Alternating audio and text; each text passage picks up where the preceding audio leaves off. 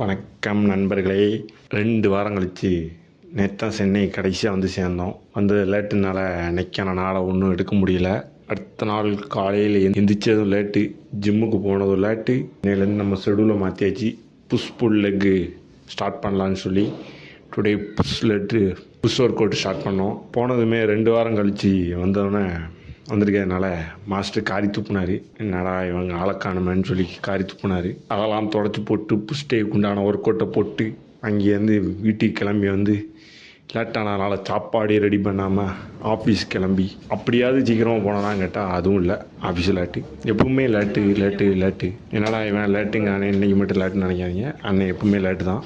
ஆஃபீஸை முடிச்சுட்டு கிளம்புறது லேட்டுன்னுலாம் சொல்ல மாட்டேன். அது மட்டும் டைமுக்கு வீட்டுக்கு கிளம்பிடுவேன். இன்றைக்கி ஒன்றும் பண்ணலைங்க. காலையில் ஜிம் ஒர்க் அவுட்டு போனேன். சாப்பாடும் அவ்வளோவா ப்ரிப்பேர் பண்ணல. ஏதாவது ஒரு நமக்கு ஒரு ஆபத்துகள் வந்துக்கிட்டே தான் இருக்குது.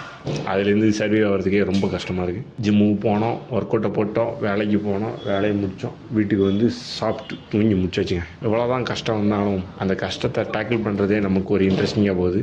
என்ன பிரச்சனை, எப்படி டேக்கிள் பண்ணுறோங்கிறத அடுத்த வீடியோவில் சம்முன்னு இன்ட்ரெஸ்டிங்காக போட்டுறேன். பாய் நண்பர்களே, அடுத்த வீடியோவில் பார்ப்போம்.